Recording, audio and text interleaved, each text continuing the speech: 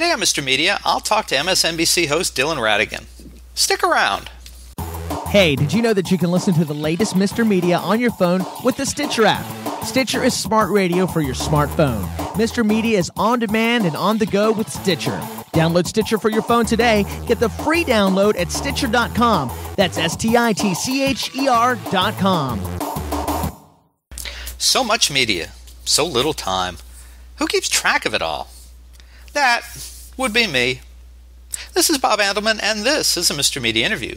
You know, MrMedia.com. Brought to you today by Audible.com. Please take advantage of this great offer for Mr. Media radio listeners. Go to audiblepodcast.com/mrmedia to get a free audiobook download of your choice when you sign up today. Again, that's audiblepodcast.com/mrmedia for your free audiobook. Mr. Media is recorded live before a media-savvy nation that invested 10 minutes in watching current TV, woke up in a fog 2 hours later, and returned to MSNBC for good in the new media capital of the world, St. Petersburg, Florida. I know of at least two things that Dylan Ratigan and I have in common. We both follow Piers Morgan and Howard Stern on Twitter, demonstrating that we share a taste for both the refined and unrefined. And we're both usually working at 4 p.m. daily, which shows neither of us is quite smart enough to game the system. Yet. Oh wait, three things. We both probably never want to ride another bus again the rest of our lives.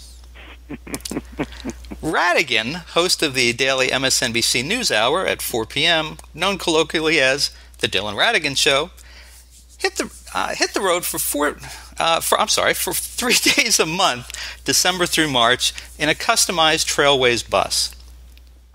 The Steel on Wheels tour, which wrapped up last week, focused on four major themes: the spirit of America, innovation, the building of our nation, and the future of America's new generations.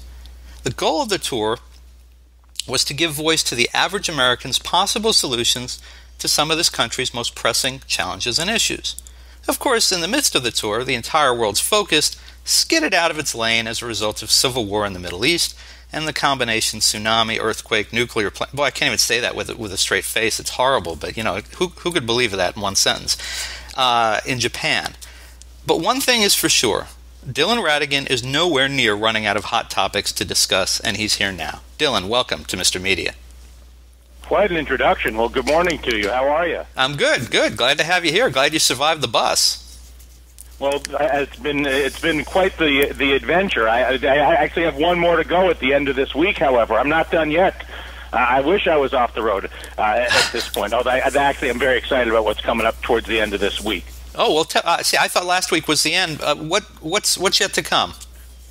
Oh, so our final piece is an energy summit at Oklahoma State University in Oklahoma starting on Wednesday of this week, and featuring a town hall with Boone Pickens and CIA Director James Woolsey and the head of the National Resources Defense Council and the head of Vote Vets, along with people like former Shell CEO John Hofmeister and the mayor of Los Angeles and potentially Senator Tom Coburn. The list goes on, just to join a debate at the end of this week, both on the show, on the web at DylanRatigan.com and SteelOnWheels.com, and in this town hall Thursday night at OSU, about how we free America from its energy problems. And I think that we can do it. If you look at how inefficient we are, if you look at the resources we have where we need some investment in safer ways to deal with some of these resources that we have refused to make up to this point.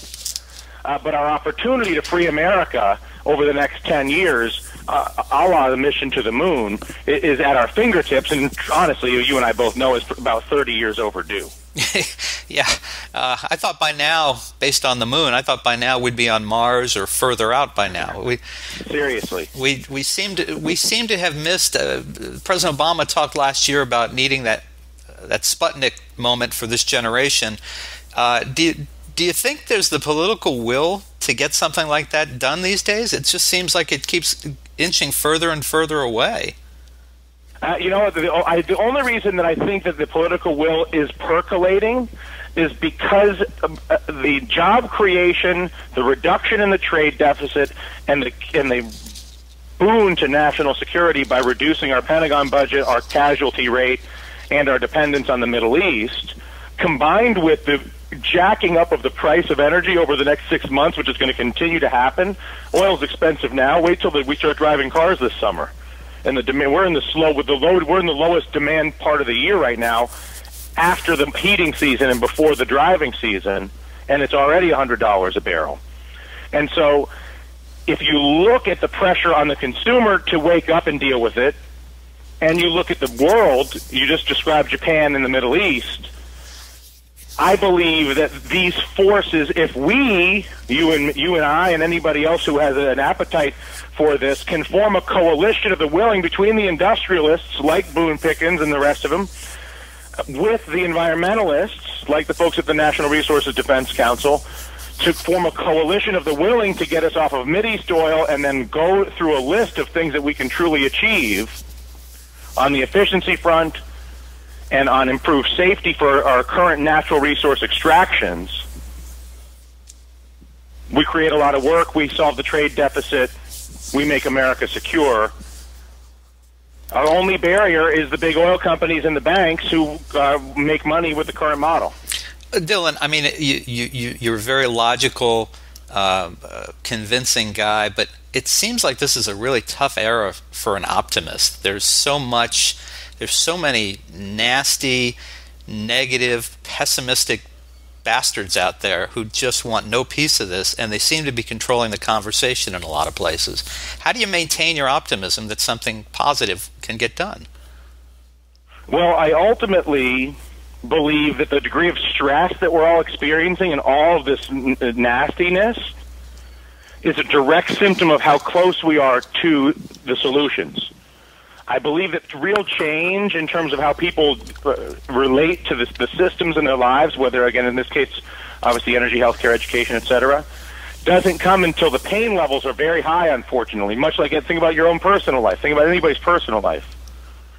And I'm optimistic in that I believe that what we're experiencing and the uncomfortableness that we're all experiencing as a result of the horrors on the earth right now, war, natural disaster, our own economic pressures, the unemployment crisis, etc., are an incredible pressure to compel us to solve a lot of these problems over the next 10 years, which I am very optimistic is going to happen. In other words, I don't look at all this, everything going on, and think to myself, oh my God, the apocalypse is nigh, which I know some people like to think that. I look at it and say, oh my goodness, this is a time to focus up and pay attention and be helpful and be ready to extend a hand any which way you can.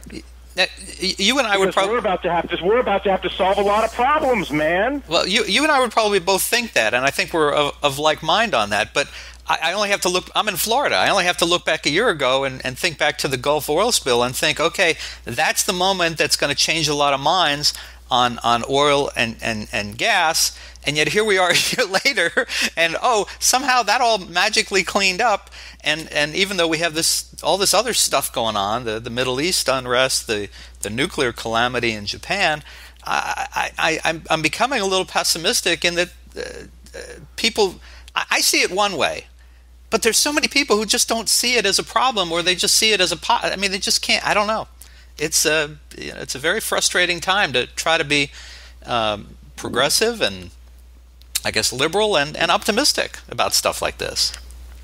It is incredible. I think that is the challenge of our times. That the personal challenge of our times for anybody who is a problem solver in their own lives, however they manifest that, to maintain the confidence, excuse me, that problems can and will be solved, and that we will solve them. And again, it's not that this will be done in a day. It's not that this will be done in a week or a year. But if you look at the progression on the Earth over the past few hundred years, let alone a few thousand years, we're generally much better off today than we were 100 years ago in the late 1800s in London, or 200 years ago in China. And so I think it's a very rocky road, and we're at a time of incredibly high change because so many legacy businesses, old business structures from the 1940s and 50s that are incredibly powerful and make incredible amounts of money for the people who own them, are threatened by the disruptions of what is possible now in the context of the digital revolution. And so they're using the governments to protect themselves by using the government to basically legislative manipulate pricing. Well, Dylan, on things like oil and whatever. Anyway, so I just think that the one thing that I learned with the stock market is you can be right, but the stock price will tell you you're wrong for a long time. Right. Timing is the hardest thing to get. And so I would worry. The way I keep myself optimistic is I worry less about the outcome and focus entirely on, as much as I can, trying to be helpful to the problem to the problem. Which at this point you look at our TV assets and our web assets at DylanRatigan.com and the rest of it, and say let's gather the room and have a conversation around energy, and a real conversation that brings people like the National Resources Defense Council into the same room with people like James Woolsey and Boone Pickens. Well, Dylan, I have to do what you have to do a lot. I've got to cut you off there because they're going to cut us both off. Folks, you can see Dylan Ratigan every afternoon at 4 p.m. on MSNBC's The Dylan Ratigan Show. And this week, Wednesday, March 30th, Thursday, March 31st, and Friday, April 1st, the Steel on Wheels Energy Summit from Oklahoma City, Stillwater, Oklahoma. Dylan, pleasure having you on Mr. Media. Hopefully you can come back when we can talk a little more about this. I would do it any time. For more original interviews with your favorite TV journalists, surf over to our main website, mrmedia.com, mrmedia.com. Subscribe to Mr. Media on iTunes and you'll never miss a show. Just search Mr. Media Interviews from within iTunes and subscribe for free. You can also listen with a piece of string and a tin can in many locations. If you've got an idea for a guest, a comment on today's show, or would like to advertise, contact me directly at bob@mrmedia.com.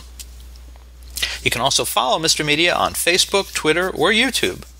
Thanks so much for joining us today. Really appreciate you sharing a piece of your day with Mr. Media. Thanks for listening.